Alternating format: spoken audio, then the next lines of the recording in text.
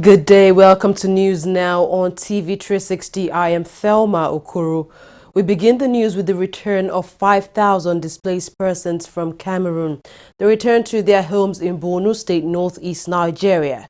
Most of the returnees are from the 7 wards in Goza local government area of the state. The Borno State government confirmed their return, saying they are currently being assisted by humanitarian groups operating in Borno State. About 100,000 people have been killed since the start of the Boko Haram insurgency in 2009. Over 2.7 million others have also been displaced. 9 people have been killed after suspected Boko Haram militants invaded a community in southern Niger. Over 30 were also abducted by the Islamist militants. Now, Niger was instrumental in forcing Boko Haram to cede territory last year, undermining its 8-year insurgency to carve out a Nigerian caliphate. But the militants have since carried out attacks in border areas of Chad, Cameroon, Niger, and Nigeria. Elder statesman and Nigerian politician Maitama Sule has passed away.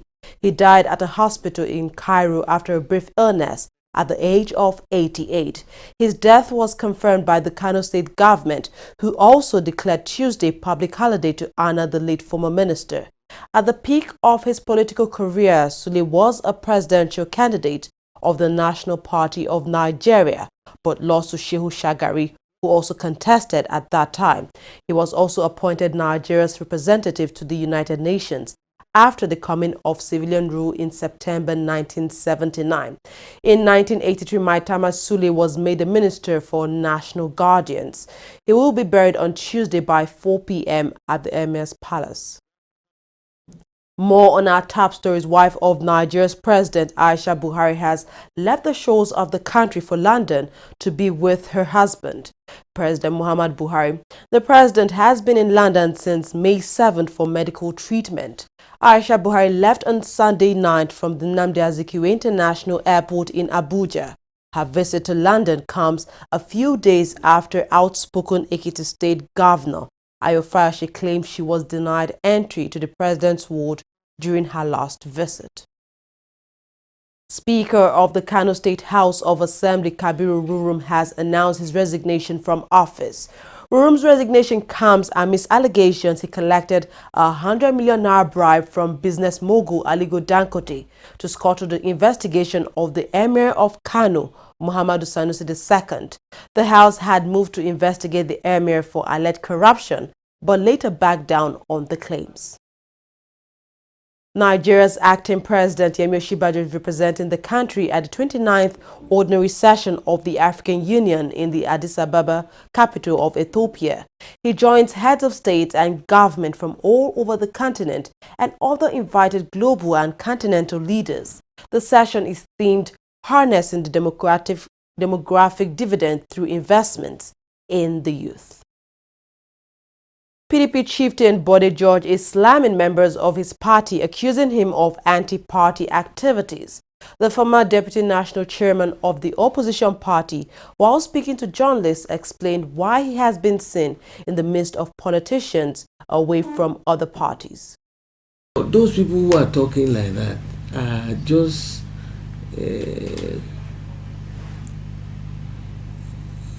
to me, they don't understand what they want to do. You know, sometimes people think they must appear on the television and make a point. And where is their commitment? What led us to where we are? They have no idea. They serve the minute. They serve the hour. They have no commitment, no dedication, no loyalty to anything.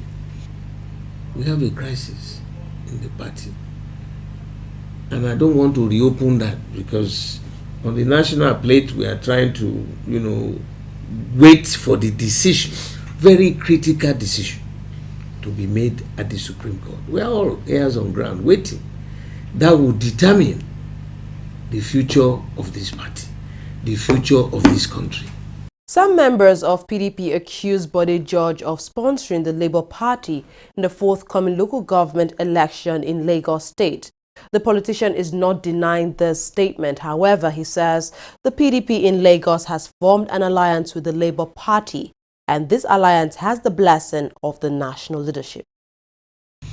if your younger people now come, oga, we want to contest this election, so I would contact our oga in Abuja, the man we regarded as the chairman of the committee that is managing the party. We said, now what do we do in this situation? So some of our PDP people are contesting in alliance with Accord for the purpose of this. So we looked at every platform available. We decided to link up with Labour Party. So it's McAfee PDP Labour Alliance. The Lagos state government has arrested 100 suspected members of the dreaded cult group Bado, who have been terrorizing residents of the state, especially in the Ikorodu axis. The 100 suspects were arrested in a joint operation carried out by men of the Lagos State Police Command, as well as the Rapid Response Squad and the Odua People Congress and other local vigilantes in Ikorodu over the weekend. Members of the Bado cult group had been accused of violent killings in Ikorodu, and till date no member of the group has been charged for murder. A federal high court in Abuja has adjourned the trial of a former Chief of Defense Staff, Alex Bade, till July 4th. Absence of a prosecution witness stalled the trial today. Bade is currently facing a 10-count charge for crimes bordering on money laundering and has been granted bail for the sum of 2 billion naira. The diverted money was to be used to purchase arms to fight Boko Haram during the Goodluck Jonathan administration. The Socio-Economic Rights and Accountability Project, SERAP, wants the Speaker of the House of Representatives, Yakubu Dogar, to withdraw a proposed law granting full and complete amnesty to suspected looters. The proposed law would prevent any probe, inquiry, or prosecution for high-profile cases of corruption. The rights group is asking the House to allow justice and accountability in corruption cases and not impunity or immunity.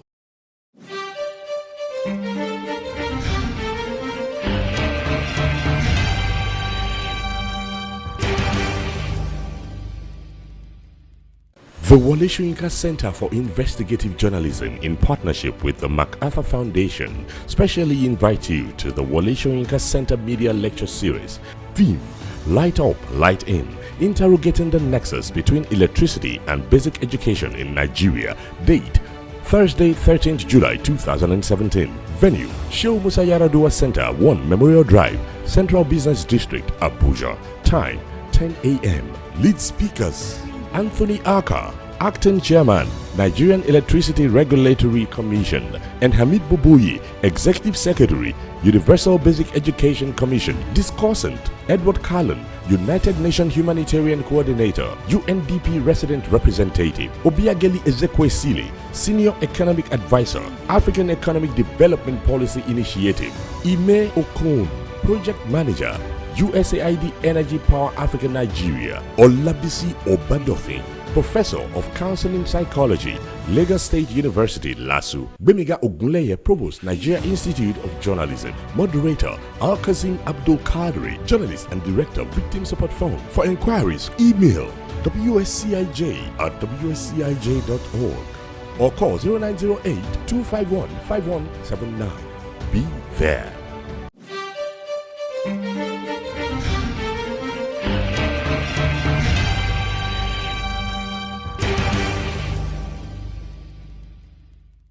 Welcome back. It's time for business news with Fidelia Aguncha. Thank you, Thelma. Nigeria's central bank says it has sold $100 million at a special foreign currency auction on Monday. In a notice to commercial lenders, the Apex Bank said the dollar auction would be both for spot and forward transactions, which would be settled within the next 60 days. Meanwhile, the naira was quoted flat at 368 on the black market on Monday and quoted by commercial lenders at the interbank window at 306.40 per dollar. The central bank has been intervening on the official market in the last few months in an attempt to narrow the spread between rates on the official market and the black market.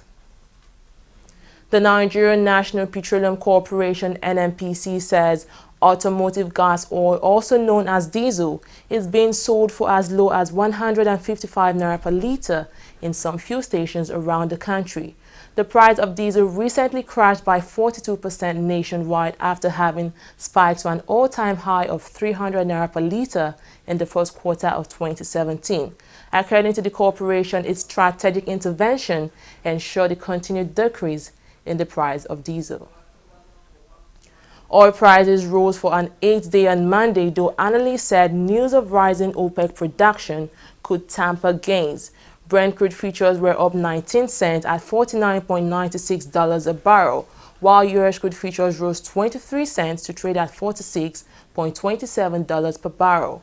Oil price is still down 14 cents so far this year, as strong global demand has not been enough to absorb rising output from the United States, Nigeria, Libya, and other locations such as Brazil and the North Sea.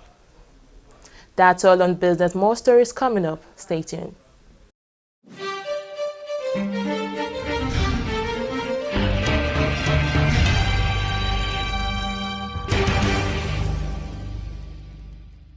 Corruption not in my country. That was a very good business. Yeah. The furniture you brought was very perfect. That's how we roll. Then let me do you receipts. Yeah. How much was it again? 1 million naira. Okay, write 2.5. Mbano. The deal was for 1 million naira now. Okay, write 3 million. I'll give you 500. Oh no, I don't do business like that now. Yeah. In that case, give me back my check. Let me go and look for someone that understand business. Take. Your loss. Rubbish. But it is only for incorruptible customers. What are you talking? Now get out. What kind of this? You will just die. No, You will die. That is the door. Now get out from here. Rubbish. Look, my people, make we not really add money for original invoice price. That's not corruption. Say no, not in my country. Corruption not in my country.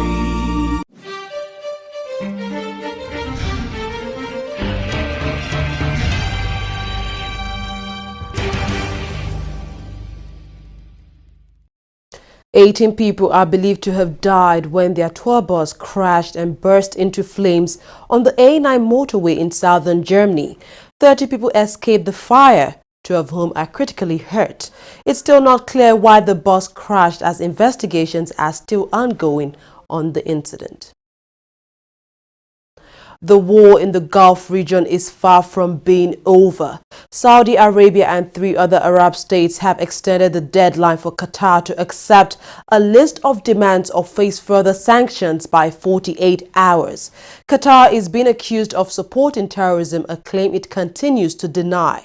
The initial deadline for Qatar to agree to the group's 13 demands, including the shutting down of the Al Jazeera network, expired on Sunday night.